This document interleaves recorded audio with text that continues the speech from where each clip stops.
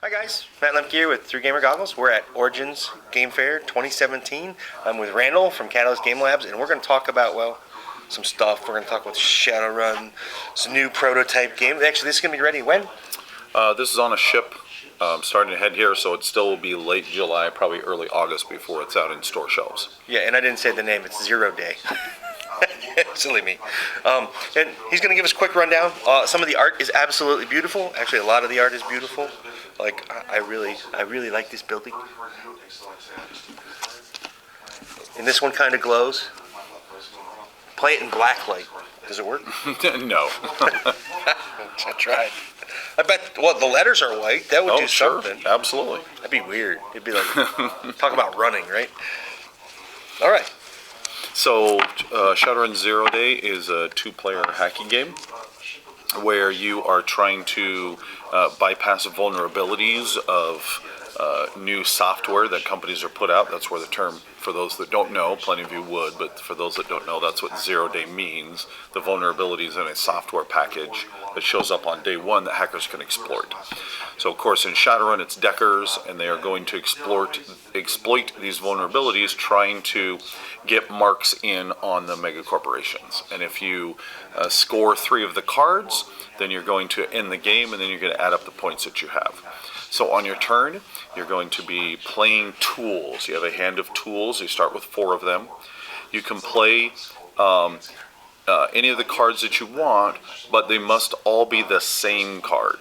So if I had 2 exploits, I could decide to play only 1, or I could play 2, but I could not play a exploit and a sneak. They all must be the same card.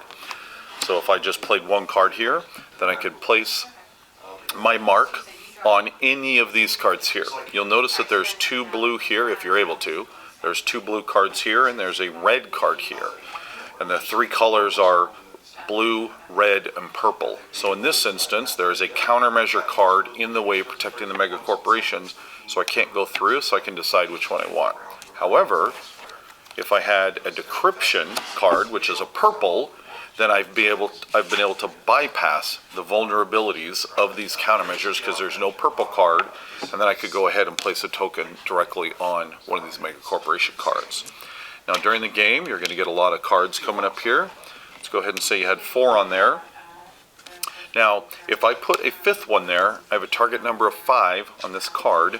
That means I'm going to score this card now, okay? He had the most marks on it, so he's going to win. So he would take the card, which will score at the end of the game. He will also get this token. I, as the loser, because I had a mark on there, I'm still going to be able to grab one of these cards, okay?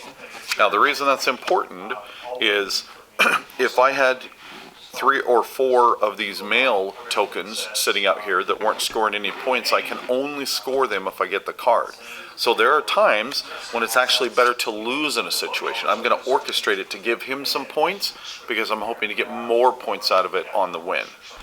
Once I've done that, I'm immediately going to place this out here. And now there's 1 of each color. And now there's 1 of each color. So suddenly if I had purple, there's no more vulnerabilities. Now there's an overflow vulnerability. And the way overflow works is, let's say you had the 5 over here, okay? If I was able to play, I don't have them in my hand, but let's say I had 3 purple cards in my hand, okay? So I could take all 3 of these. We're going to put this back here to show that there was no purple. Oh no, we're doing overflow. Yeah, that's right, overflow. sorry. So I can come over here. Let's say these are 3 reds, okay? I'm going to take these 3. 1 of them immediately scores and stops that, which means I now have 2 overflow, and those then flow over here as well.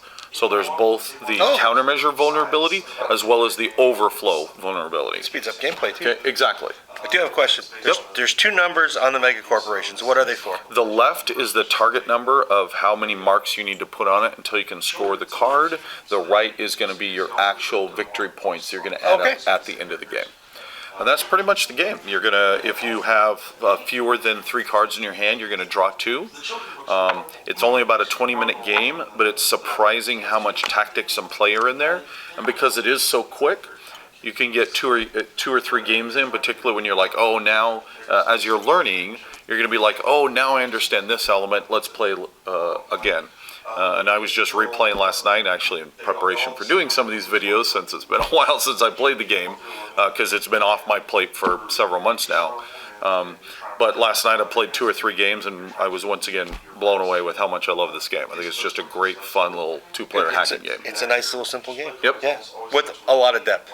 I guess that means it's not simple, but rules, mechanically wise, it's simple. Yeah. There's always a difference between the learning curve and then the depth of play, and so there's lots of depth of play in here. But luckily, the learning curve is actually quite short. You can even bluff. Absolutely, lots of fun Yeah, bluffing. you could bluff. Yep. All right. Okay, let's go ahead and put this part away.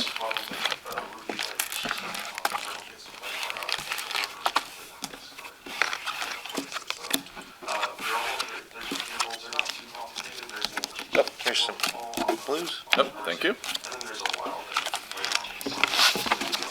All right. Okay, so then the next game we have, and this one we haven't even announced yet, so you're getting a total exclusive today, That's good. I like that. which is the Masters of Orion. So for those that don't know, Masters of Orion is one of the quintessential all-time RTS games, computer games, and Wargaming.net has put out a new iteration of the game last November, I think it was, and we are putting out a dueling deck builder game. So it's definitely in a similar vein to something like Star Realms. Okay. So fun, fast little game. Ours is a little more in depth than theirs in the different options that you have. So in this instance, you're going to buy your decks, $20 for the game, and you are going to be playing as the Darlocks, and I keep always wanting to say Daleks when I say that, but the Darlocks, and then the humans and Soul. Okay, and so then we're each going to get our cards here, and you have 10 starting cards that are nicely, if I can mark them off here. I swear I organized this earlier. Yeah, but you probably used it.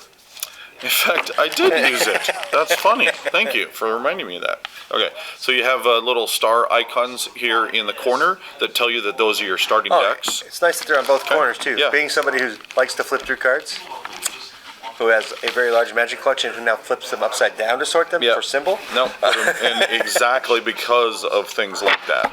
Okay, so what's going to happen is you're the Darlocks there, and I'm the humans. You do this, okay, and then what's going to happen is we each have our own deck rows. We each have our own Empire cards and Empire card rows. Okay, so you're going to be rolling these out here. This, and you'll see that there's lots and lots of different ships. Okay, so ultimately the goal is that I am trying to attack and depopulate his homeworld. He's trying to do the same thing to mine. Okay, so then on our turn, you're going to, again, very similar to a lot of these dueling deck builder type games, I'm going to be playing all the cards out of my hand because all of them are going away, and then I'm going to be filling back to 5. If I was playing first, I'd start with 3, and then the second player starts with 5 because it's slightly more advantageous to start. And so you have a couple of different options here. The first thing is you'll notice that there is, actually it looks like it's off camera here, you have a really cool stack of planet tiles here. Okay, so the very first thing you do is you have the exploration phase.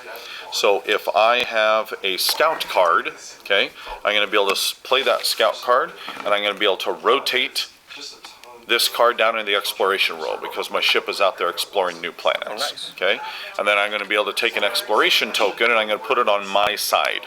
Let's say this is my side. Obviously, you'd be sitting across the table from me. Okay, and what that does is this actually lowers the cost of the card. Now, in this instance, it actually only costs 1. So actually, you couldn't play it on there because all cards cost at least 1. But let's go ahead and say you have something like a much better planet, like Sarwa over here, and it's got a cost of 5, it's now a cost of 4. Okay? And then on the next turn, if I bring out another scout, happen to have that in my hand, okay, I can in fact put another token on there. Okay, and so now it's only going to cost me 3. However, you're out there exploring as well, and you're going to be able to explore those planets as well. So if I put too many tokens on there, and you happen to get a scout card back in your hand before I do, you might be able to steal this world. Okay, and once you pay the cost of that, you're then going to pull that world in front of you. Okay, Now, the reason you want to do that is because this then happens to expand your empire and protects your homeworld. You can't send ships against the homeworld until you've dealt with the planets that are outside the homeworld. Okay. Okay? Now, some of the best parts of the game is you have lots of cool abilities on the cards, like anything.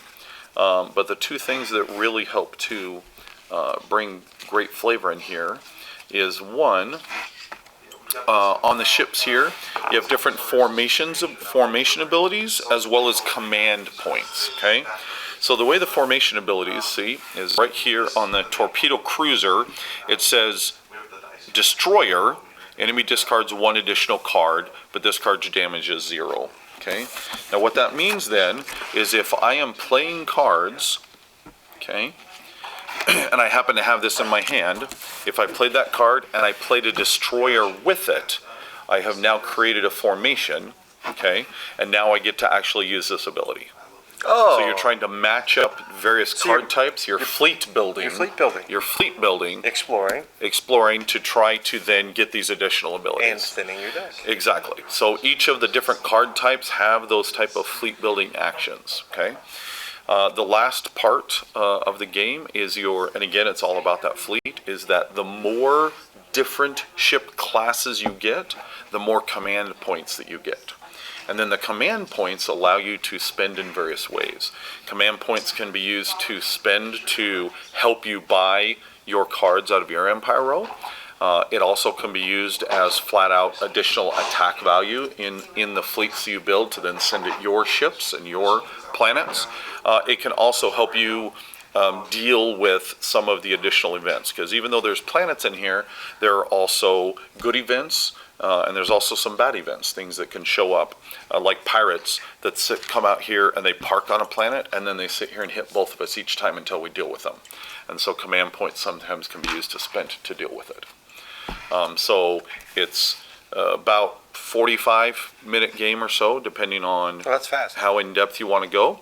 Sometimes it can drag on to an hour, but it's still pretty fast. I do have one question. So Yeah. you mentioned you can use command points to help buy the ships. But how do you buy them? You buy them, thank you very much. You buy them by the planets generate production, okay? Okay. So as you're getting more and more production, so the planets here, your initial one doesn't create any additional production because you're already maxed out on what it's doing just to get you here, okay? But each one of these, as you get more planets, and you can only have 2 of them, okay? You get more and more production. Now, you can spend production. Man, there's a whole cool part of the game that I was totally zipping on by because, I was up till 3 in the morning playtesting some games.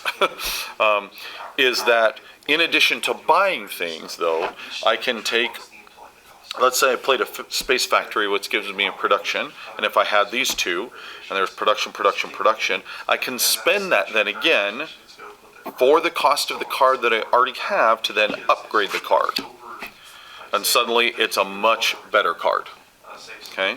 However, at any time, as I'm attacking, so when you're attacking then, if you're coming at me, you could be having several ships out here, and you're going to put together a fleet, okay?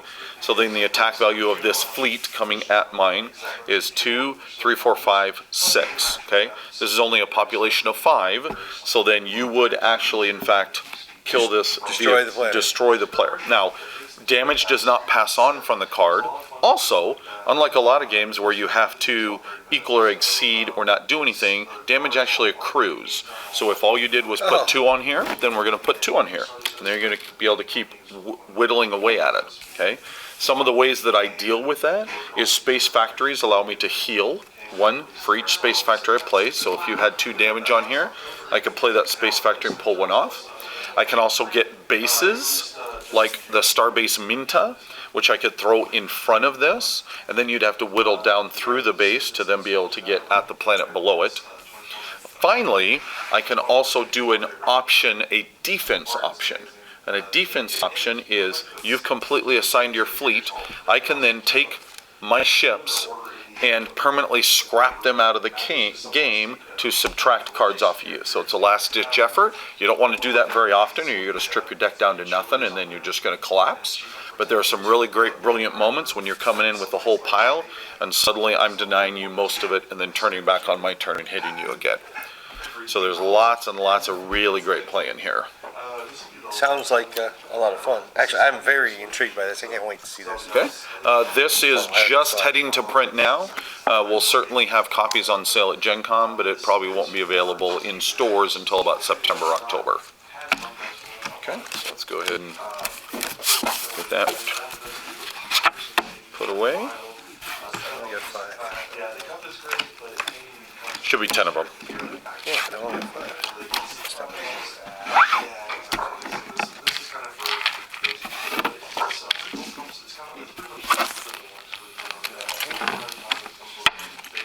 That's okay. I can Those are refigure mostly for later. standard right there. Yep, it's all good. Right there. Oh, they're probably over here in this stack of cards. Yeah, look at that. There they are. I know what I'm doing. Okay. So then the last one, of course, is the Beast.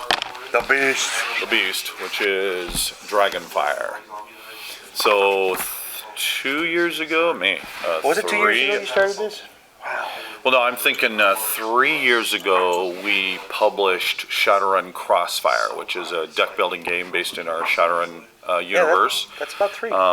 And the system itself, the Crossfire engine, has proven to be really robust and critically acclaimed, has done very well for us. And so we were able to acquire the license from Wizards of the Coast for Dungeons & Dragons, and we've been working with a fantastic team there over the last 6 months, taking that engine and transitioning it over into Dungeons & Dragons. So if you've played Crossfire before, you're going to recognize the base of the game, but there's quite a few tweaks that we have introduced, both to help some of the little bit of the rough patches that came out of the initial design, as well as to accentuate the flavors of the Dungeons and Dragons and make sure that that brings that out.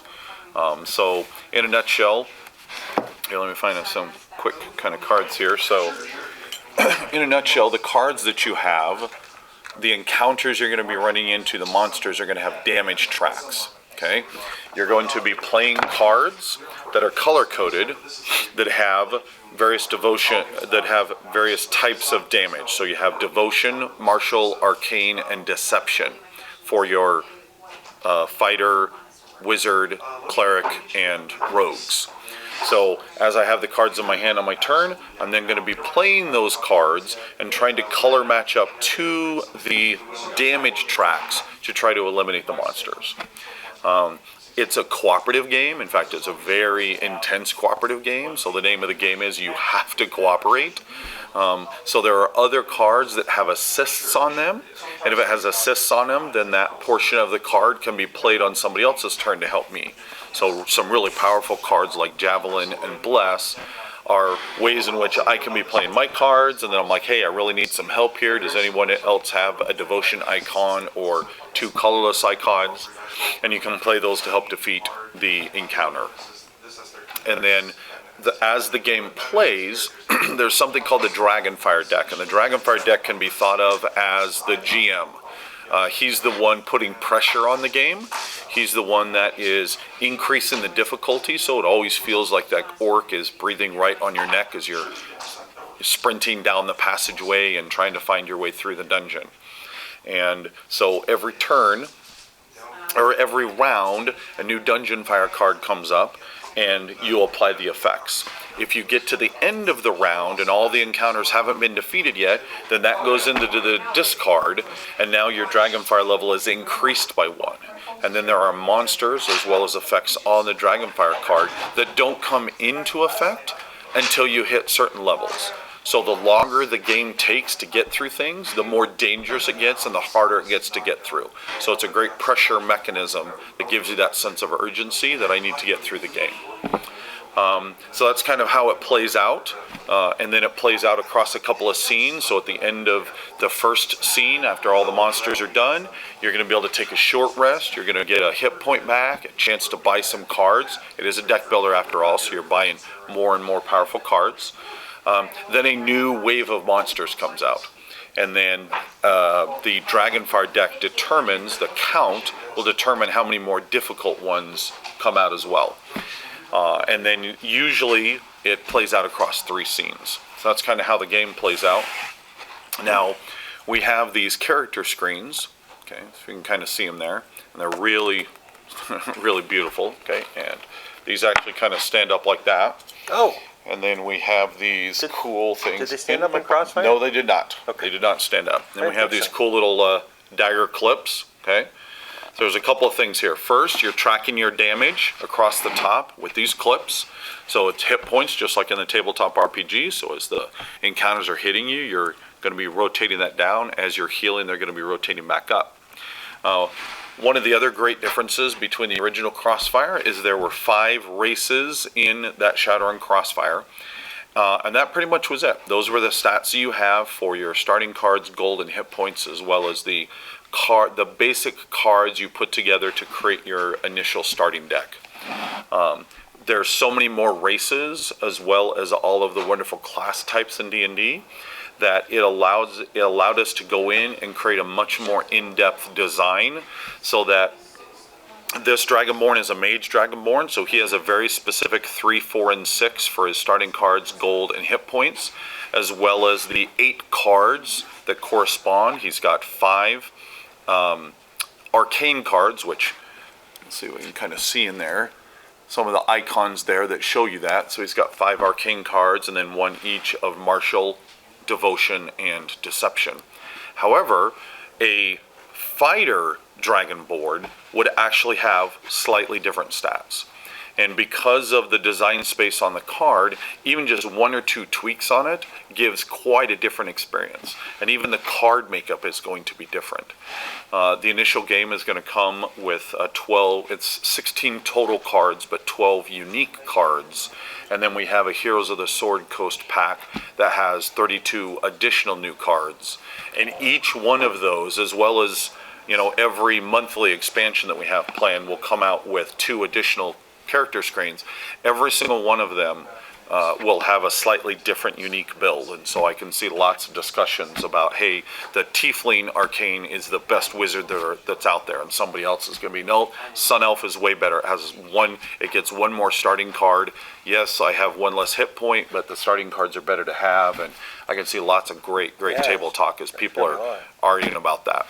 So that's how the game plays. It's really fantastic. But just as important is that we have the campaign side of things. Now, Crossfire had this, but we're really expanding it significantly for Dragonfire as well. So each time you're playing, every scene that you play, you're going to get experience points.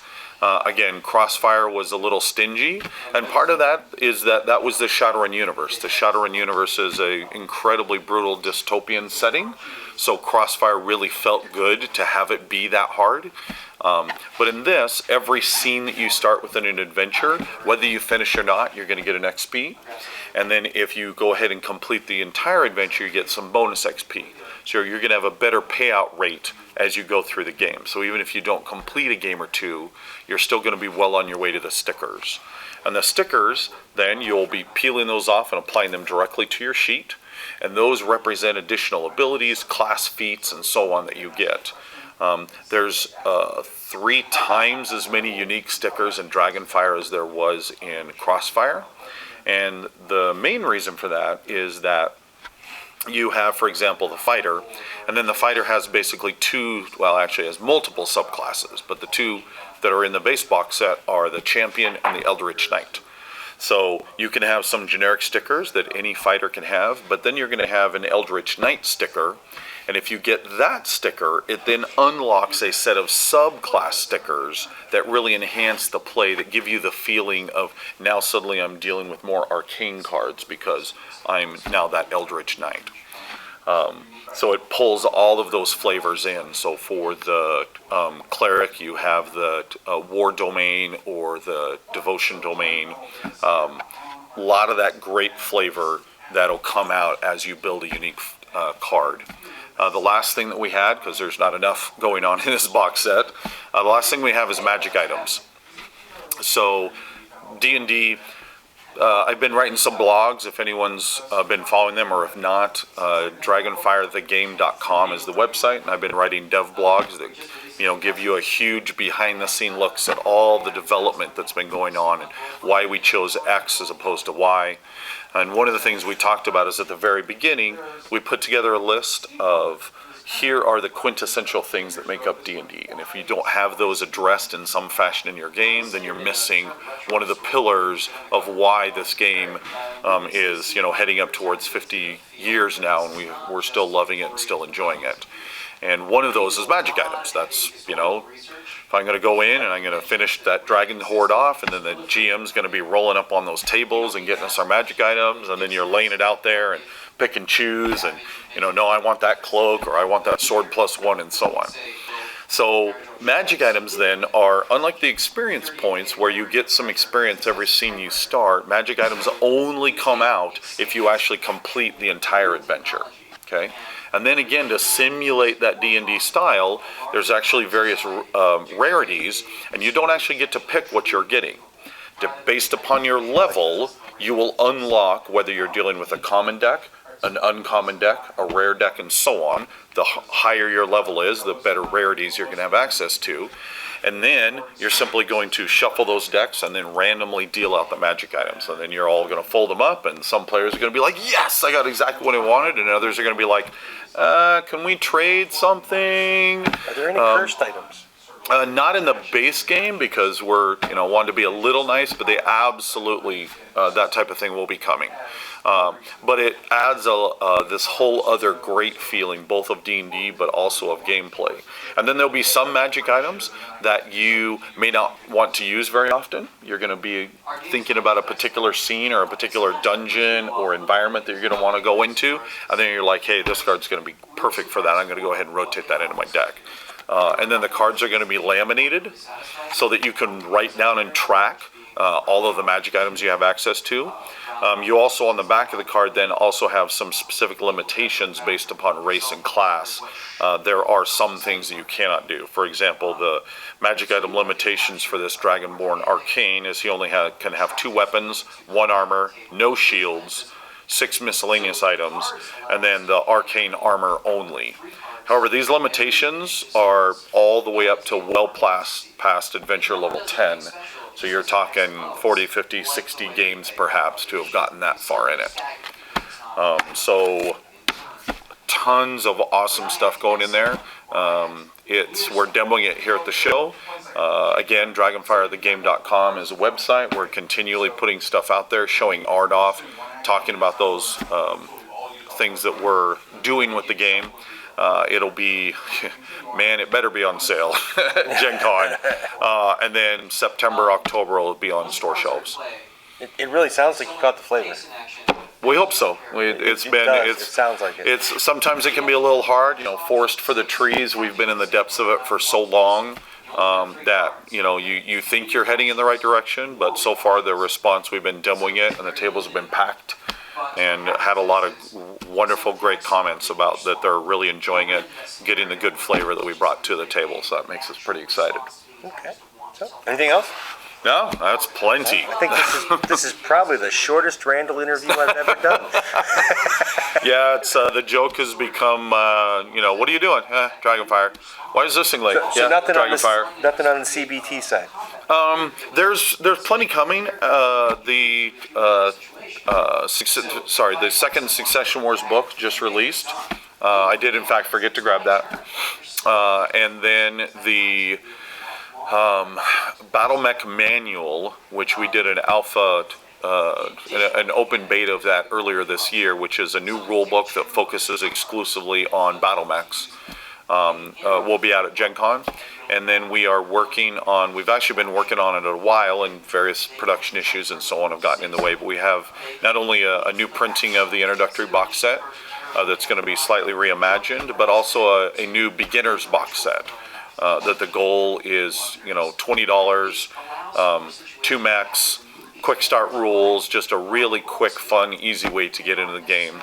We're also looking to up the quality of the miniatures.